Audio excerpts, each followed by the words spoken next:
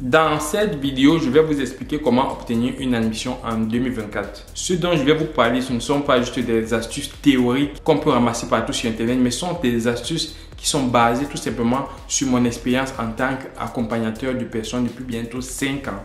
Comme vous le savez, depuis 5 ans, j'accompagne les personnes qui viennent en France pour pouvoir étudier et pas mal d'entre eux ont obtenu des admissions et par la suite leur visa. Donc, ce que je vous propose dans cette vidéo, c'est de tout simplement tirer profit de l'expérience de toutes ces personnes-là et de pouvoir utiliser cela tout simplement pour améliorer la qualité de votre dossier et obtenir votre admission.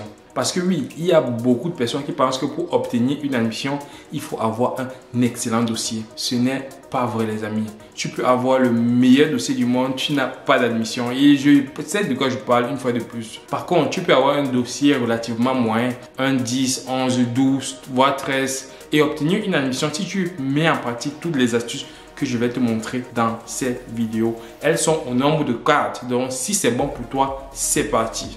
Bonjour et bienvenue à tous sur Émergeons Ensemble. Moi, c'est Daniel et sur cette chaîne, je vous donne des astuces qui vont vous permettre tout simplement d'obtenir votre admission et par la suite votre visa pour venir étudier ici en France. Si tu es nouveau par ici, je te conseille tout simplement de t'abonner et d'activer la cloche de notification pour recevoir régulièrement des vidéos comme celle-ci qui te produisent du bon contenu pour t'accompagner dans ton process d'immigration vers la France pour tes études. Alors, sans plus tarder, dans cette vidéo, je vais vous présenter 4 astuces qui vont vous permettre d'obtenir votre admission. La première astuce qui est tout simplement banalisée la plupart du temps et je me pose souvent la question de savoir pourquoi les personnes ne font pas attention à ce détail, c'est tout simplement votre CV. De vous à moi, quand on vous demande de compléter dans votre dossier un CV, pensez-vous que c'est pour rien qu'on vous demande cela? Eh bien, c'est tout simplement pour pouvoir retracer votre parcours académique, comprendre quelle est la qualité du dossier de l'étudiant que j'ai en face de moi. Ça, c'est hormis les notes parce que après, ce n'est qu'après avoir étudié rapidement votre parcours académique que par la suite, le responsable de formation s'intéresse à vos propres notes. Je vous conseille dans un premier temps ici de pouvoir améliorer votre CV. Faites des CV de qualité. Quand je dis des CV de qualité, ce n'est pas des CV, je ne sais pas, pour postuler dans les emplois. Il y a des CV types qui vous permettront tout simplement de valoriser votre parcours académique, de valoriser vos expériences professionnelles et de parler d'une certaine manière au responsable de formation qui va analyser votre CV et qui par la suite va se dire que ok, là, il s'agit d'un CV de quelqu'un qui a d'une part les compétences théoriques et d'autre part les compétences expérimentales parce qu'il a vécu ça peut-être au cours de ses différentes expériences professionnelles. Donc, le recruteur pourra se dire à ce stade que ça peut être un CV intéressant. Il faudrait que je jette davantage un coup d'œil sur les relevés de notes de cette personne. Mais si de base, votre CV ne parle pas au recruteur, c'est mort. Vous ne pourrez tout simplement pas avoir une admission parce que dites-vous bien que vous n'êtes pas le seul à postuler. Il y a beaucoup de personnes qui postulent. En plus, il y a certaines formations où on ne veut que 20 personnes. Qu'est-ce qu'il faut faire? Il faut tout simplement se distinguer. Donc, les amis, le CV, c'est le premier point qui vous permettra de vous distinguer du reste des candidats qui ont candidaté à la même formation que vous. Et c'est d'ailleurs la raison pour laquelle lorsque vous faites appel à nos services pour vous accompagner dans ce process, parce que oui, nous accompagnons des personnes qui obtiennent des admissions et qui par la suite viennent étudier en France. D'ailleurs, on commence déjà à avoir quelques personnes qui ont débuté de commencer à travailler parce qu'ils ont terminé leurs études et qui nous envoient de la force, de la bonne énergie. C'est pour ça qu'on fait ça, les amis. C'est tout simplement pour vous aider. On est confiant qu'un étudiant qui vient en France, qui réussit ses études, qui travaille, c'est tout simplement l'accomplissement d'une famille. Il a toute une famille derrière souvent à supporter. Donc, c'est la raison pour laquelle nous accompagnons étape par étape les étudiants qui viennent en France pour mener les études. Donc, si ça vous intéresse de vous faire accompagner par nos services, je vous avoue que nous n'avons plus beaucoup de places. Il reste à peine 5 à 10 places parce que le but justement, ce n'est pas de juste accompagner pour accompagner, mais c'est justement de pouvoir vous accompagner étape par étape jusqu'à ce que vous obteniez votre admission et par la suite, après avoir obtenu votre admission, obtenir votre visa. C'est pour ça que nous sommes très sélectifs. Nous prenons très peu de personnes que nous accompagnons parce que nous avons un accompagnement qui est qualitatif et nous préférons bien accompagner 10 personnes que juste de donner des conseils par-ci par-là à 100 000 personnes. Donc voilà, si ça vous intéresse, je mets l'adresse mail quelque part ici et je la mets également en description. Écrivez-nous dans notre procès d'accompagnement. Le but, c'est de pouvoir vous aider à obtenir votre admission, à réaliser votre rêve. Après avoir terminé de rédiger un bon CV, la deuxième astuce très importante qui va vous permettre de pouvoir obtenir votre admission, c'est la partie des formations. C'est très simple. Pour pouvoir obtenir une admission, il faut bien choisir sa formation. Si tu ne choisis pas bien tes formations, c'est sûr que même si tu as 15, 16, 17, 18 de moyenne, tu ne vas tout simplement pas avoir d'admission. Et quand je dis choisir ses formations, il ne suffit pas juste de partir sur la plateforme d'études en France de Campus France et de sélectionner les formations qu'on te donnera. Non, mène des recherches par rapport à ces formations-là. Quand on te dit par exemple licence en informatique, je sais pas, à l'université de Paris-Saclay par exemple, va mener des recherches par rapport à ces formations-là. Et ce que je conseille même, et ça c'est une astuce que je vous donne, que je donne uniquement, normalement c'est réservé car aux personnes que j'accompagne, c'est d'envoyer un mail au responsable de formation. Envoie un mail au responsable de formation pour avoir plus d'informations sur sa formation.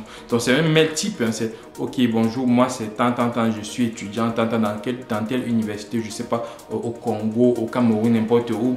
Et je souhaite postuler pour justement votre master, votre licence.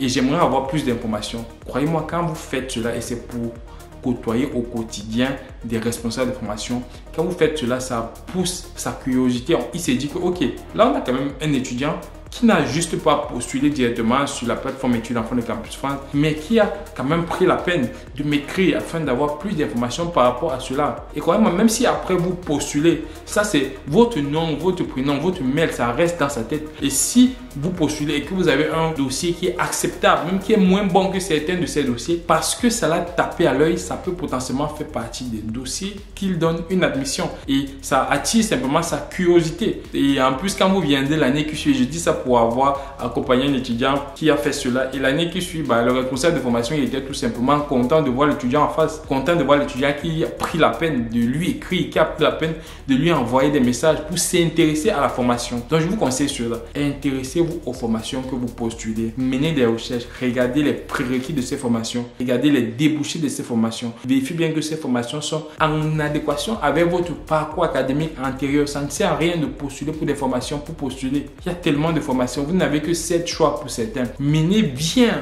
des recherches qui sont poussées sur les formations que vous postulez. Et d'ailleurs, quand on parle de formation, il y a un autre point qui est très important. C'est tout simplement de ne pas choisir les formations vulgaires. Qu'est-ce que j'entends par formation vulgaire? Et ce n'est pas à titre péjoratif, bien sûr. Quand je vois des personnes dire je veux postuler à une licence en informatique, par exemple, ou bien un master en informatique. Le master en informatique, c'est très vague, c'est très vaste. Il y a tellement de personnes qui vont postuler et beaucoup de personnes qui postulent, ça veut dire beaucoup de concurrence derrière. Et beaucoup de concurrence derrière, si tu n'as pas un excellent dossier, c'est sûr que ton dossier ne va pas du tout sortir du lot. Cherchez des formations qui sont rares, cherchez des formations non vulgaires, cherchez des formations qui sont d'actualité, cherchez surtout des formations qui vont pouvoir aider à l'économie française, par exemple, à l'environnement. Voilà ce que je voulais vous dire pour ce point. Une fois que ok, tu as préparé ton dossier, tu as rempli ton CV, tu as rempli tes relevés de notes et tu as bien choisi tes formations, la prochaine étape consiste tout simplement à rédiger tes motivations.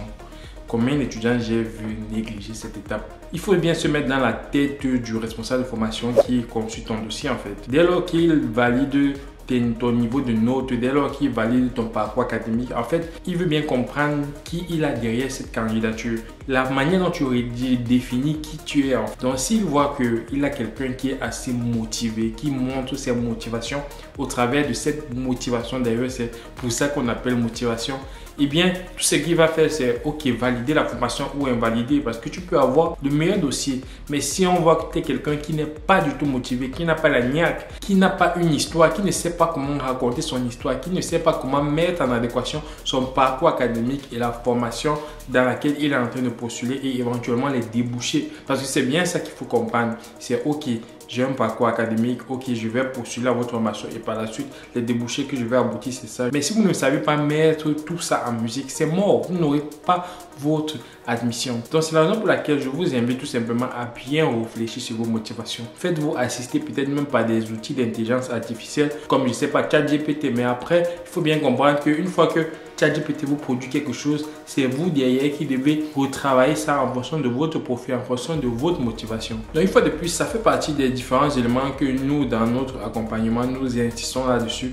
Nous travaillons avec l'étudiant sur un échange mutuel. C'est des rendez-vous assez réguliers où on fait le point sur l'état d'avancement de votre process. Est-ce que vous avez bien cherché vos formations? On discute par rapport à vos formations. On voit si justement vos formations rentrent plus globalement dans la stratégie de candidature et si ça peut potentiellement vous aider à obtenir l'admission.